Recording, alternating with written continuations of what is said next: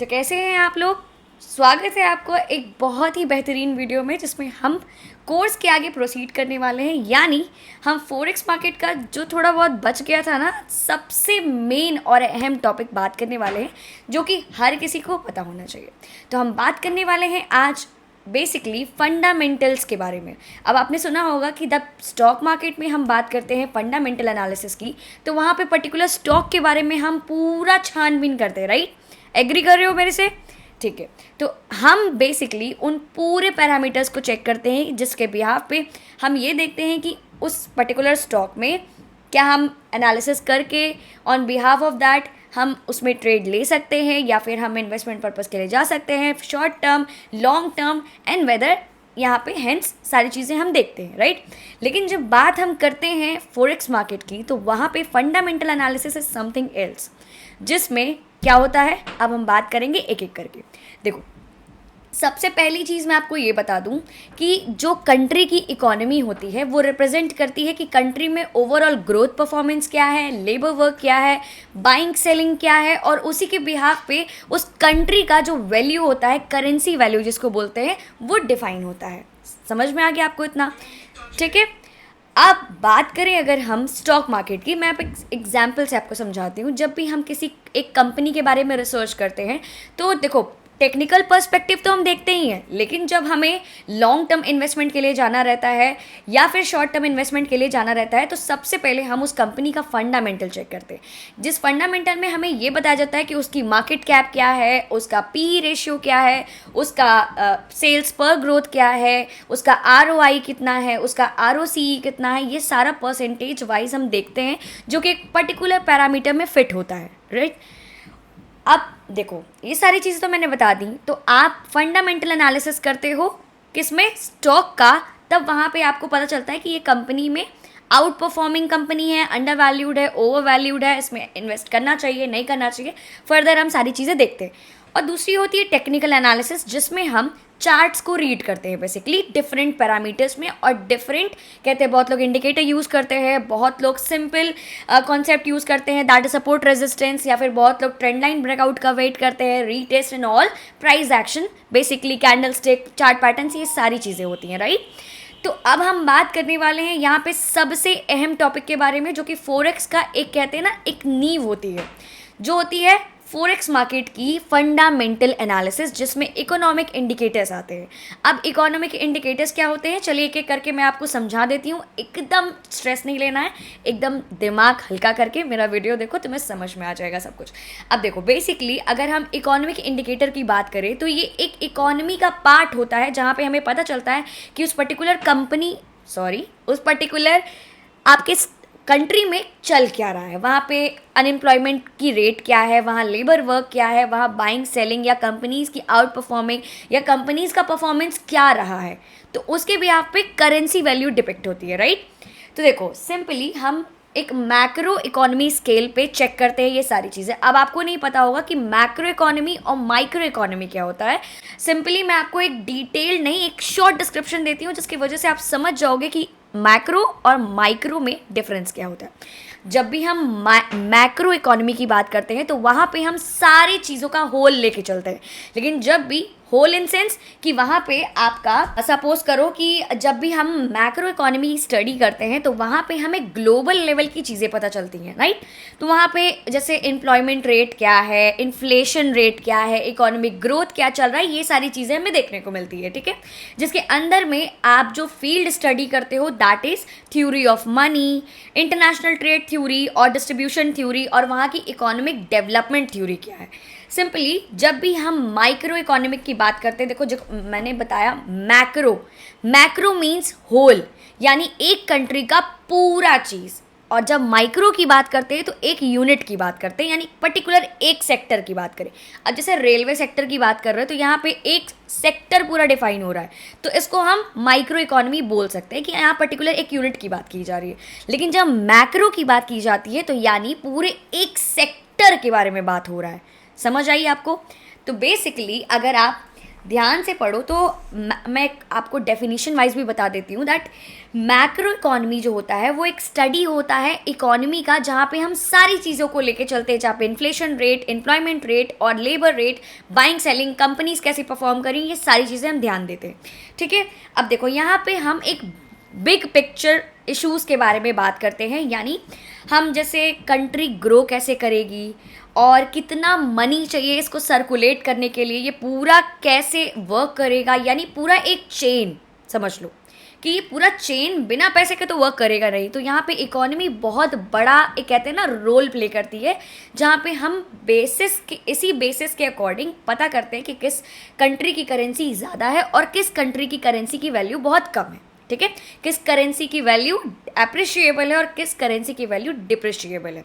तो बेसिकली जब हम बात करते हैं मैक्रो इकोनॉमी की, तो वहाँ पे कितने लोगों के पास जॉब है और कैसे प्राइस यानी गुड्स और सर्विसेज के प्राइस कैसे मूव कर रहे हैं ओवर पीरियड टाइम, वो चेंज हो भी रहे हैं या बस घटे जा रहे हैं। Instead of focusing on individual business और पीपल, हम मैक्रो इकोनॉमिक में बेसिकली ओवरऑल इकोनॉमिक हेल्थ पे एक कंट्री यानी एक वर्ल्ड में एक कंट्री का ओवरऑल फाइनेंशियल हेल्थ क्या है, वो कहाँ स्टैंड करती है, बेसिकली हम ये देखते हैं। आई होप आपको इतना कुछ क्लियर हो गया होगा। देखो मैं इकोनॉमिक्स की स्टूडेंट नहीं हूँ, लेकिन बहुत कुछ तुम्हें मैं अपने लैंग्वेज में समझाने की कोशिश कर रही हूँ कि वो तुम्हारे लिए ईजी हो जाए। अब देखो, अब जैसे इसमें आप कहोगे कि मैम इसमें क्या क्या चीज़ें आएंगी, यानी एक कंट्री को चलाने के लिए क्या क्या चाहिए, वहाँ का इन्फ्लेशन रेट, वहाँ की एम्प्लॉयमेंट रेट, वहाँ का इकोनॉमिक ग्रोथ क्या है, वहाँ की गवर्नमेंट की पॉलिसीज़ कैसे रेगुलेट करती हैं, और गवर्नमेंट की पॉलिसीज़ और ये सारी चीज़ें जो मैंने बताई वो ओवरऑल इकोनॉमी को कैसे अफेक्ट करती हैं, ये बेसिकली हम देखते हैं। ठीक है, अब ये सारी चीज़ें तो मैंने आपको बता दी।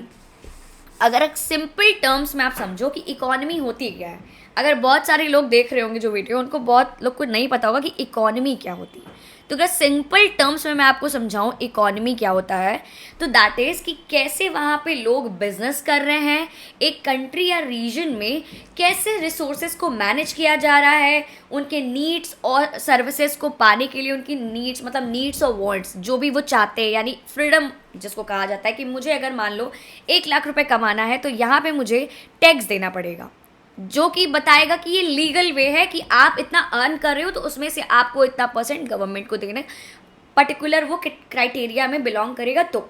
ठीक है, अब यहाँ पे जैसे जो भी गवर्नमेंट में पॉलिसीज़ रेगुलेट होती हैं उसके बिहाफ पे ये सारी चीज़ें वर्क करती हैं, जिसके बिहाफ पे इन्फ्लेशन रेट, जीडीपी, आपका एम्प्लॉयमेंट रेट और वहाँ पे जॉब क्या है, वहाँ का इकोनॉमिक ग्रोथ क्या है, ये सब रिप्रेजेंट करता है एक कंट्री का इकोनॉमी, कि वहाँ की कंट्री की करेंसी ज़्यादा है या फिर वहाँ की करेंसी घट रही है, मतलब अपनी वैल्यू खो रही है दिन पे दिन। ठीक है, अब चलो मैं बात करती इकोनॉमिक इंडिकेटर की। तो बेसिकली इकोनॉमिक इंडिकेटर एक इकोनॉमिक डेटा का पीस कह सकते, एक टुकड़ा होता है जिसमें हम यूजुअली मैक्रो इकोनॉमिक स्केल पे चीज़ों को चेक करते हैं, that is use to analyse to interpret अभी का और फ्यूचर का फ्यूचरिस्टिक वैल्यूज़, यानी इन्वेस्टमेंट पॉसिबिलिटीज़ के लिए हमें क्या क्या चीज़ें देखनी पड़ेंगी, बेसिकली ये हमें इकोनॉमिक इंडिकेटर से पता चलता है। कि इकोनॉमिक इंडिकेटर्स की बात करें तो उसमें क्या क्या अहम रोल प्ले करता है, चलो हम बात करते हैं एक करके, जिसमें सबसे पहला है दैट इज़ जीडीपी, जो आपने सुना होगा, ग्रॉस डोमेस्टिक प्रोडक्ट, जो कि एक कंट्री का पूरा इकोनॉमिक आउटपुट निकाल के देता है, यानी वो बेसिकली ये मेजर करके देता है कि एक कंट्री का पूरा ओवरऑल ग्रोथ इस पर डिपेंड होता है। यानी अगर एक स्ट्रॉन्ग जीडीपी है हमारे कंट्री की तो वो ऑफन लीड करेगी एक करेंसी को आगे बढ़ाने में, यानी एक करेंसी अप्रिशिएबल रहेगी, स्ट्रॉन्ग जीडीपी आपका। दूसरा होता है अनएम्प्लॉयमेंट रेट, यानी अगर मान लो किसी लेबर मार्केट में हेल्थ का जो कहते हैं ना, एक लेबर मार्केट में कितनी एम्प्लॉयमेंट है, जॉब्स है कि नहीं, ये सारा रिफ्लेक्ट करता है अनएम्प्लॉयमेंट रेट में। ठीक है, जहाँ पे अगर बहुत ज़्यादा बेरोजगारी है तो वो एक करेंसी को वीक करती है। ठीक है, जहाँ पे अगर मान लो बहुत कम बेरोजगारी है, लोगों के पास जॉब है, लोग कमा रहे हैं, अपना खर्चा निकाल रहे हैं, तो वहाँ पे आपको ये दिखाता है कि वहाँ की जो अनएम्प्लॉयमेंट की करेंसी, मतलब बेसिकली अब देखो हम इंडिया में हैं तो हमारे इंडिया में जॉब कम है, लेकिन लोग ज़्यादा हैं, जिसकी वजह से अनएम्प्लॉयमेंट बहुत ज़्यादा रेट में हाई है, जिसकी वजह से कहीं ना कहीं INR यानी जो हमारी करेंसी है वो वीक पड़ती है, ठीक है, और करेंसीज के कंपैरेटिवली। तो उसी तरीके से एक अच्छा GDP वो लीड करेगा एक करेंसी के एप्रिशिएबल टर्म्स में। वहीं अगर अनएम्प्लॉयमेंट रेट कम है तो ऑब्वियस ही बात है वो हमारे करेंसी को स्ट्रेंथन करेगा। तीसरा होता है इन्फ्लेशन, जो कि बहुत ज़्यादा मैटर करता है। अब इन्फ्लेशन क्या है, जैसे बेसिकली जो भी प्राइजेज है वो बढ़ रहे हैं। बेसिकली जैसे मान लो अगर गोल्ड है, गोल्ड बढ़ते जा रहा है, तो वहाँ पे ये दिखाएगा कि इन्फ्लेशन जो रेट है, बेसिकली ये इन्फ्लेशन ये दिखाता है कि indicates the rate at which prices are rising. यानी अगर मॉडरेट इन्फ्लेशन है तो वो पॉजिटिव होता है जनरली, लेकिन अगर हाई इन्फ्लेशन है तो वो परचेसिंग पावर को इरोड करेगा, कहीं ना कहीं इरोड इन सेंस कि वो डिस्टर्ब करेगा। जब महंगाई ज़्यादा रहेगी तो ऑब्वियस ही बात है आप चीज़ों को खरीदने से ना करोगे, राइट। तो अगर मान लो महंगाई कम है तो हम चीज़ों को खरीदेंगे, लेकिन अगर महंगाई बहुत ज़्यादा बढ़ गई, हम अफोर्ड नहीं कर पाएंगे, तो वो हमारे लिविंग स्टैंडर्ड, हमारे रहने सहने और वो हमारे करेंसी को भी इफेक्ट करेगा कहीं ना कहीं। तो बेसिकली जो कहते हैं ना करेंसी के डिप्रिसिएशन, यानी करेंसी की जो वैल्यू होती है वो घटाती है। अगर कहीं का इन्फ्लेशन रेट बहुत ज़्यादा है तो वहाँ पे उस करेंसी की वैल्यू डाउन हो जाएगी। आई होप आपको ये सब समझ में आ रहा होगा। अब देखो नेक्स्ट टॉपिक है हमारा इन्फ्लुएंस ऑन करेंसी वैल्यूज। यानी अगर मान लो इकोनॉमिक डेटा हमारा पॉजिटिव है, यानी एक राइजिंग GDP है, फॉलिंग अनएम्प्लॉयमेंट है, यानी समझ रहे हो कि मतलब एक नॉर्मल GDP हमारी बहुत अच्छी है, अनएम्प्लॉयमेंट रेट हमारे यहाँ बहुत ज़्यादा कम है, यानी सबके पास, लगभग लोगों के पास जॉब्स है, सबके पास इनकम सोर्स है, तो वो एक करेंसी वैल्यू को बूस्ट करेगा। वहाँ पे एक आगे बढ़ने में वो मदद करेगा करेंसी को, ठीक है। अगर मान लो वहीं पे निगेटिव डेटा आ रहा है इकोनॉमिक ग्रोथ में, जहाँ पे बेरोजगारी बहुत ज़्यादा बढ़ रही है और वहाँ पे हाइपर इन्फ्लेशंस है, यानी महंगाई का दाम बढ़ते चला जा रहा है। कहते हो ना कभी कभार कि पेट्रोल का दाम इतना ज़्यादा बढ़ जाएगा तो क्या करेंगे हम, कैसे गाड़ी चलाना बंद कर देंगे, नहीं ना। तो वैसे ही होता है कि हाइपर इन्फ्लेशन आ गया, अनएम्प्लॉयमेंट की रेट बहुत ज़्यादा बढ़ गई, तो that usually leads to the currency depreciation, यानी करेंसी की वैल्यू वो डाउन करता है कहीं ना कहीं, ठीक है। आई होप आपको ये सारी चीज़ें समझ में आ रही होंगी जो मैं आपको बता रही हूँ। अब बेसिकली थोड़ा बहुत केस स्टडी देख लेते तो उस पर आपको समझ में आ जाएगा कि मैं किस बारे में बात कर रही हूँ। और अभी तक आई होप आपको सारी चीज़ें लगभग क्लियर होंगी। हम लोग इस चीज़ से बिलोंग नहीं करते, लेकिन एक कंट्री का आपका जो करेंसी होता है वो बहुत मायने रखता है, ठीक है। ये आपको बाद में पता चलेगा। चलिए एग्जाम्पल लेते हैं। सपोज करो अगर US का जो अनएम्प्लॉयमेंट रेट है वो दिन पे दिन बढ़ते चला जा रहा है, ठीक है, वहाँ पे बेरोजगारी बहुत ज़्यादा बढ़ रही है, तो वहाँ पे क्या होगा, that leads to a decline in the USD against the major currencies। यानी जो भी मेजर करेंसीज होंगी उनके कंपैरेटिवली US डॉलर की जो करेंसी है वो कम हो जाएगी, यानी उसकी वैल्यू डाउन हो जाएगी। समझ में आया। दूसरा एग्जाम्पल लेते हैं कि मान लो अगर यूरोजोन यानी यूरोप का जो आपका इन्फ्लेशन रेट है वो बहुत ज़्यादा हाई आ गया, तो अगर हम यूएसडी के अगेंस्ट अगर हम कंपेयर करते हैं, यानी यूरो USD आपने सुना होगा, तो वहाँ पे अगर इन्फ्लेशन रेट बहुत ज़्यादा बढ़ गया तो क्या होगा, जब महंगाई बढ़ती है तो क्या करते हैं लोग, पीछे हटते हैं। वही बात है। तो यहाँ पे दो हमने देखा कि इम्पैक्ट जो पड़ेगा वो करेंसी पे पड़ेगा। जो भी एक कंट्री में होता है वो पूरा ओवरऑल ग्रोथ परफॉर्मेंस दिखाता है एक कंट्री के इकोनॉमिक ग्रोथ का, कि वहाँ पे कैसे लोग रह रहे हैं, क्या चल रहा है वैल्यू वहाँ पे, और वहाँ पे सारी चीज़ें कैसे परफॉर्म होती हैं, ठीक है। अब हम बात करते हैं कि ये सारी चीज़ें आपने सुनी होगी, NFP न्यूज़ हो गया, CPI हो गया, ये सब कैसे ट्रेड होता है, राइट, बेसिकली जिसको न्यूज़ ट्रेडिंग कहते हैं। तो न्यूज़, अब जो हमारा नेक्स्ट टॉपिक है that is news and events impacting forex.